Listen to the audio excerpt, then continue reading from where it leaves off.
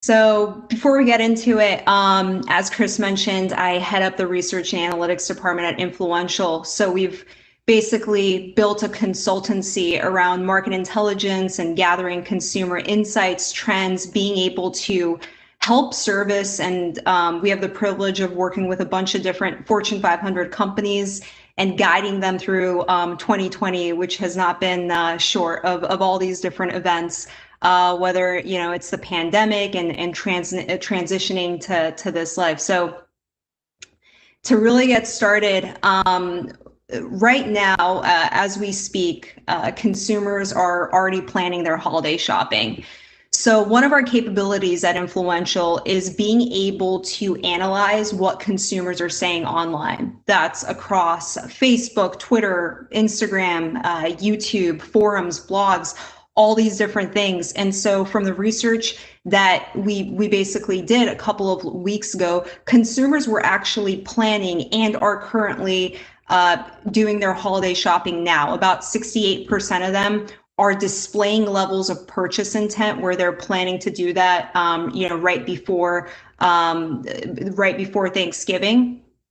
And so when we'll get into kind of how this compares in comparison to last year, but overall, when we compare this time to last year, we're seeing 61% greater mentions in holiday shopper purchase intent on social media.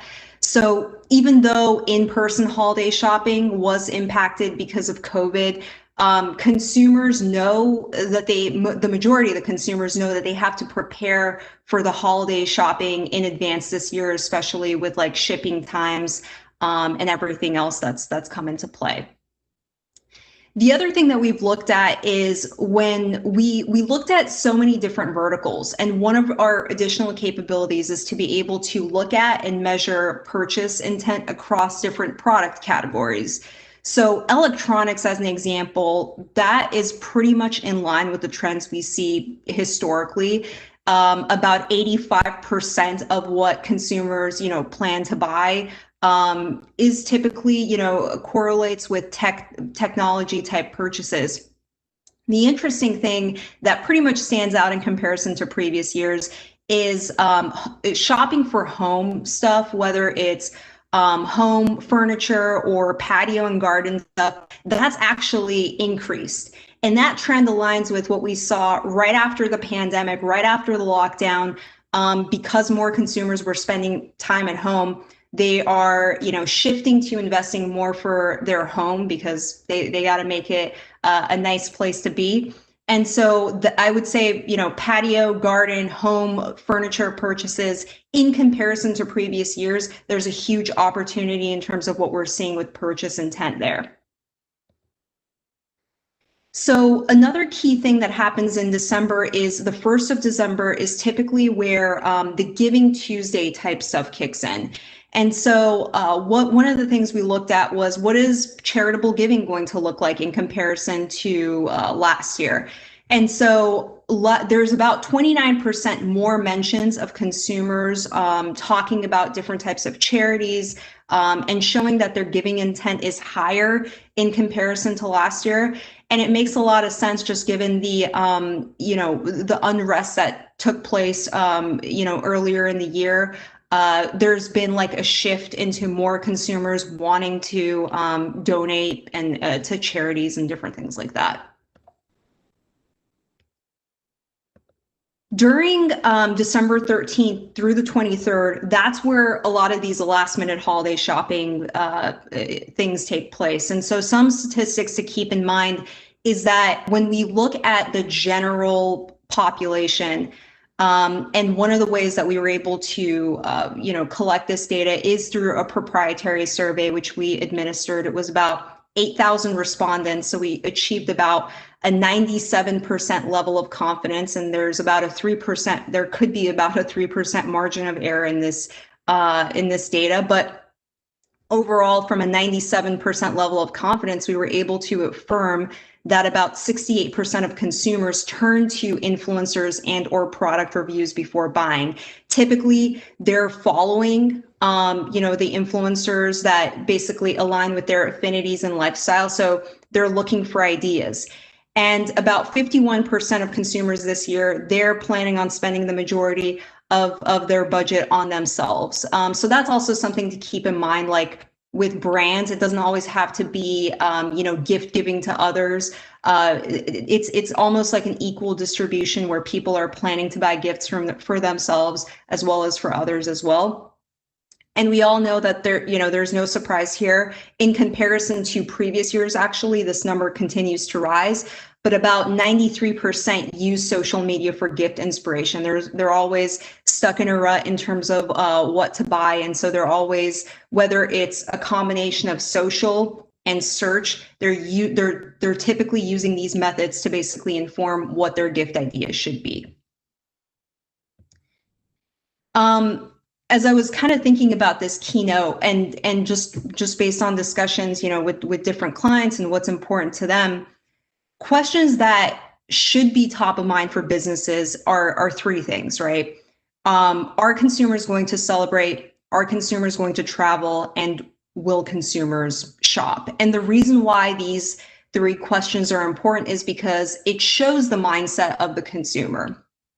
And similar to how if you go to a party and you start talking about things that no one wants to really hear about or really cares about, it, especially during this year where it's a pandemic, it was also an election year. There have been a lot of different events that have taken place during the year. It's important to not be tone deaf to the mindset of the consumer.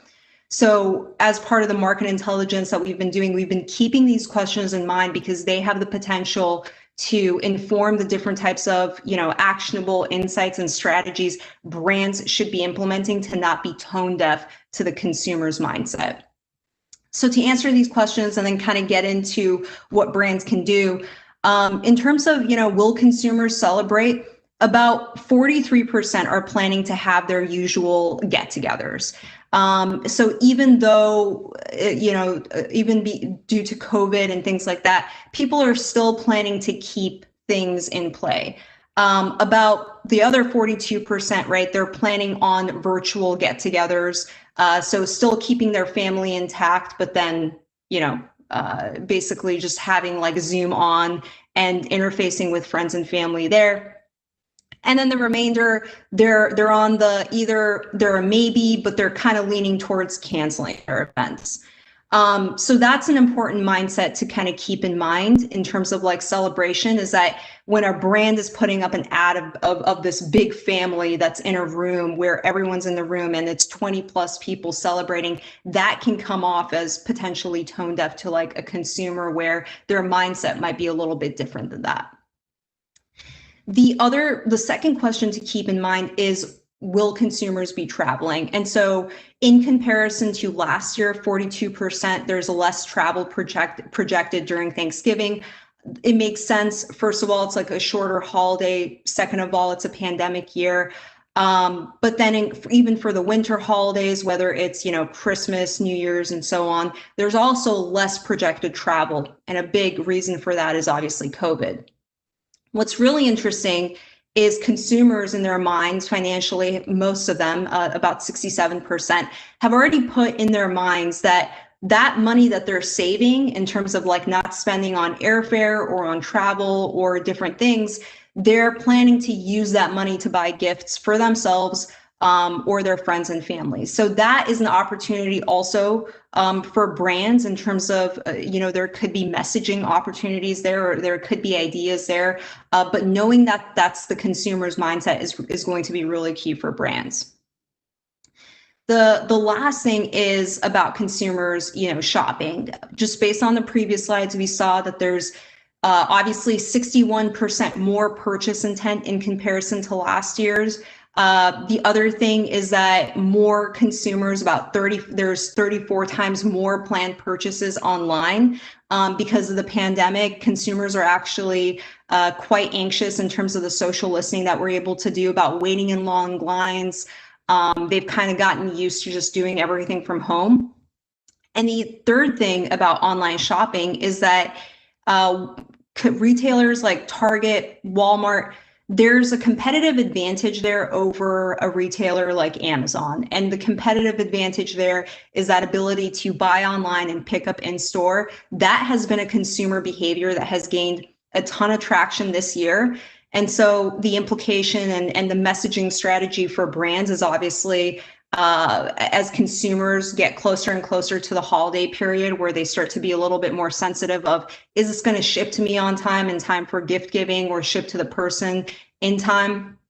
That could be like a useful strategy in terms of buying online and picking up in store that can be incorporated into the brand messaging.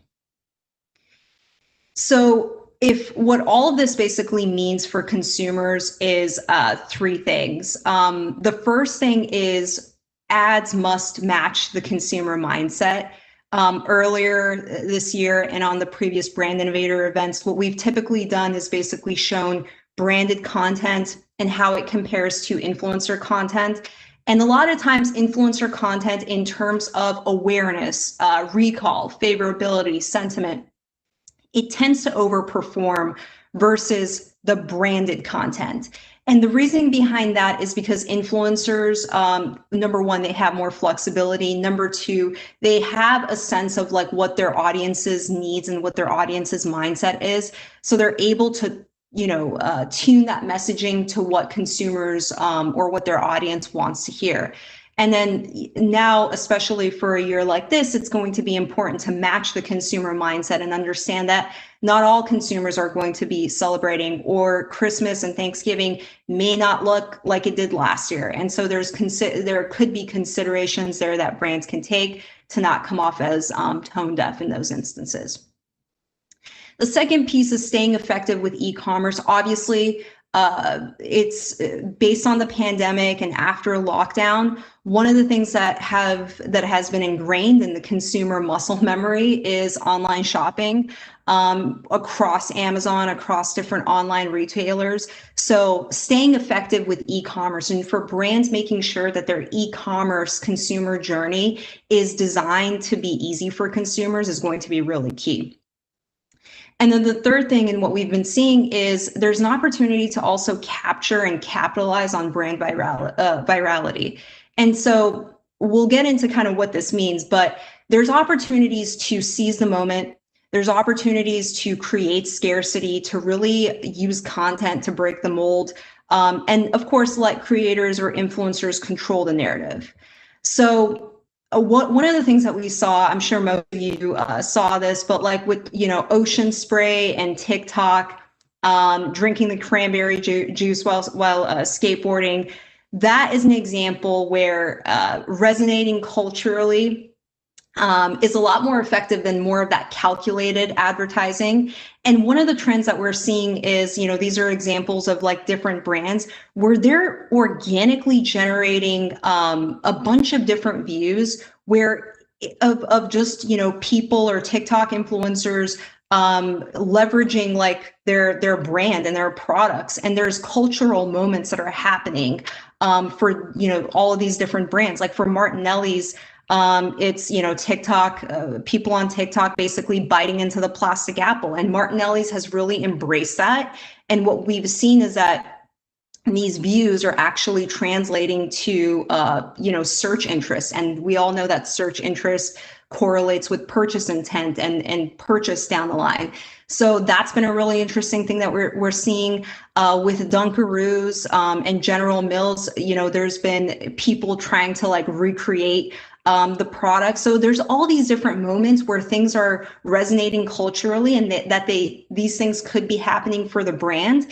And it's important for brands to embrace that and even capitalize by creating multiple content pieces for that.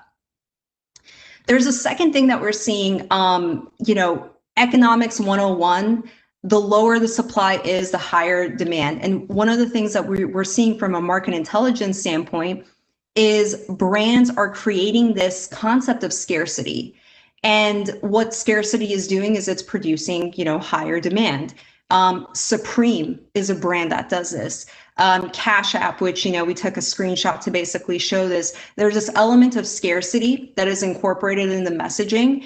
And that tends to get consumers reacting super quickly and taking whatever action depending on like the brevity of the message. The third thing is breaking the mold. We see cross-pollination between brands, creators, influencers working super well. If you think about it, on any given day, Americans are exposed to anywhere between 4,000 to 10,000 ads every day. A lot of times I ask myself the question, like, what was the last best ad that I saw? I don't know. I can't really remember. I saw so many. And so during the year, and PGA, right, one of the networks as a golf network was experiencing a decrease in viewership. And when they teamed up with the NFL, the matchup between Tiger Woods and Peyton Manning, that was the most watched golf telecast in TV history. And so what we're seeing, even from a data standpoint, is this cross-pollination really drives effectiveness, and it brings new consumers into the mold. The final thing to really end on is letting creators control the narrative. One of the great things that we're seeing is financial companies have started to embrace influencers, and they're letting and they're putting that into like their marketing mix. What it tends to look like, though, is these ads aren't as effective as, you know, some of the ads that, for example, Chipotle on the right has been putting together. And granted, you know, especially with the financial services industry, there's certain like rules and regulations in terms of what can and can't be done. But a lot of times, because creators understand virality and they understand audiences super well, when they take control of the narrative and do it in a brand safe way, like in the case of, you know, Chipotle, where one of their creators did the lid flip challenge, and it generated a bunch of user generated content, about 100,000 videos, 104 million views. That's kind of, you know, what we're alluding to with these moments where we can let creators really control the narrative because they understand their audiences so well. So these are kind of the tactical pieces that influencers or that brands can actually take advantage of to really capitalize, especially on during the holidays and thereafter. So with that said, I'll look at some questions that we have been getting. So the first question is, have you seen any creative holiday shopping campaigns with influencers recently? So yes, one of the things is that, like, specifically with e-commerce, is it allows different types of like messaging, and not everything has to be top of the funnel. So we have seen creative campaigns, and we are doing creative campaigns right now for brands, where not only is it accomplishing the goal, but it's also doing it in an authentic and brand safe way. The second question is, what is the importance of foot traffic lift when thinking about this shift to e-commerce for brands who are available online and offline? It depends. It depends on whatever the key goal is, right? Like, obviously, in the earlier slides, when we saw that from a consumer mindset standpoint, more consumers are basically going to be doing their shopping online. That's an opportunity for brands to really shift their KPI metrics from, okay, you know, we might see a decline in foot traffic, but our e-commerce business might spike. So that's an opportunity to really think about, and being flexible with the metrics in terms of measuring that. And then we also know that buy online and pick up in store, if a brand is specifically doing that as a retailer, there's a huge opportunity to capitalize on both metrics. So that's another thing. The other question, so have you seen holiday gifting, shopping conversation spike earlier than usual this year? How can marketers use these insights in planning for 2021? This year, it did spike. One of the behavioral shifts that happened actually to cause that spike was the fact that consumers are just, quite honestly, looking for this year to be over. So it did spike earlier than usual, about 2 months earlier than what previous trends have shown. And so that as a marketer and with the brands that we were working, is because we saw that trend picked up earlier. That was an insight that we delivered to a lot of the brands that we were working in to actually start the messaging a lot earlier, and basically priming the consumer so that it made the lower funnel conversion later on in the weeks during the prime holiday period a little bit more easier. Let's see. What are some long-term research methods brands can take advantage of based on the insights this year? And what are some short-term research insights that they could benefit from? So long-term is going to be monitoring more of, like things like consumer conversation. One of the things I like to think about in terms of research methods is it's important to have research methods that not only capture volume, but they also capture like quality, right? Like, and by quality metrics, I mean something like sentiment. So you might see a spike, like come up with like holiday shopping, but sentiment wise, consumers could be in maybe like a lower or more negative consumer mindset than previous years.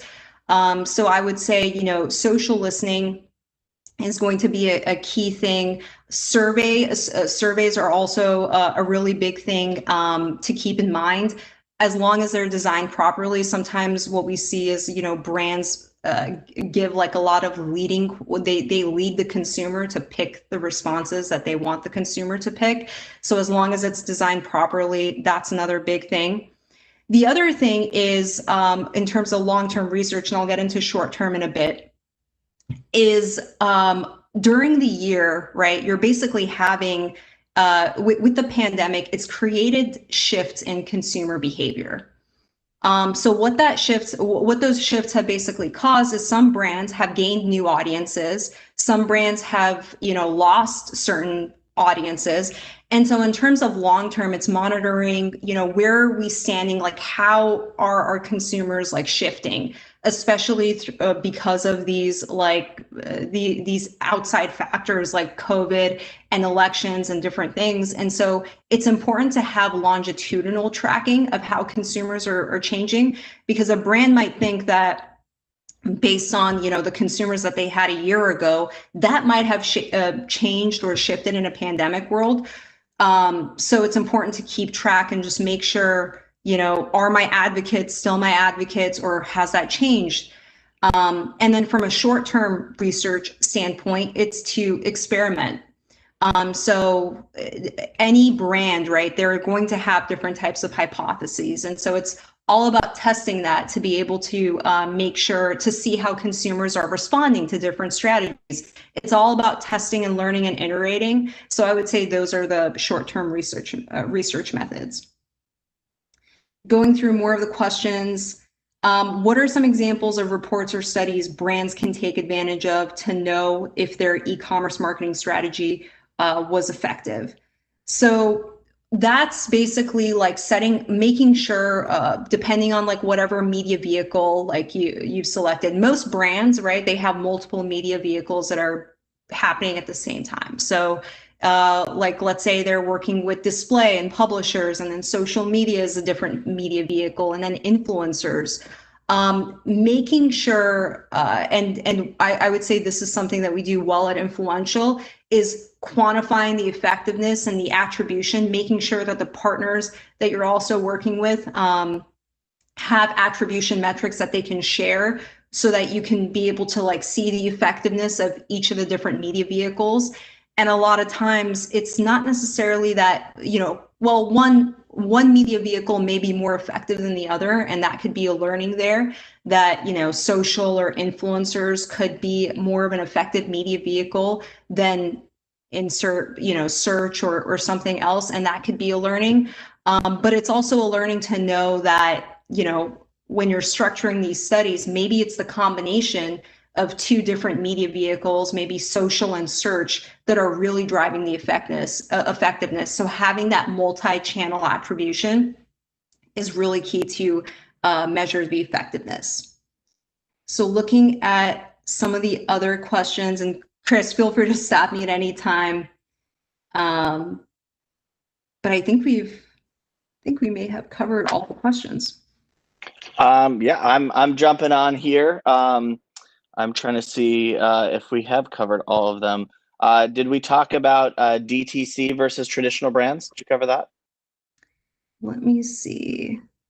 What are the most important research insights for DTC brands versus more traditional brands? Got it. Yeah. So direct to consumer, I think there's more opportunities there actually, and there's more flexibility in terms of research insights when you're a direct to consumer brand. Traditional brands, they think of everything as like multi-lever, right? Like we've got search, we've got social, we have display and publishers. Whereas with a direct to consumer brand, you typically have a better sense of audience insights. You've built your email list, you've built your nurture list, so there's an opportunity to work with them directly. So I would say a lot of the stuff that we covered, the tactics that we covered in the end, where it's like seizing the moment, breaking the mold, the research insights there is that a lot of times the audience, direct to consumer brands, have stronger relationships with their audience, and there's opportunities to do more creatively there. Mm-hmm. Very cool. Well, I think you've done an amazing job. As we talked about a couple days ago, you saved our butts by coming in and giving a great keynote when we had a last minute cancellation, and you've been great to do that for us multiple times this year. Very valuable information, and you constantly blow me away with your knowledge and your capabilities. So thank you so much for doing this for us today, Tal. Yeah, of course. Thanks for having me. Absolutely. All right. Well, we've actually reached the last session of the day. We're going to move to a really exciting one. Brian Clevenger, the Vice President of Corporate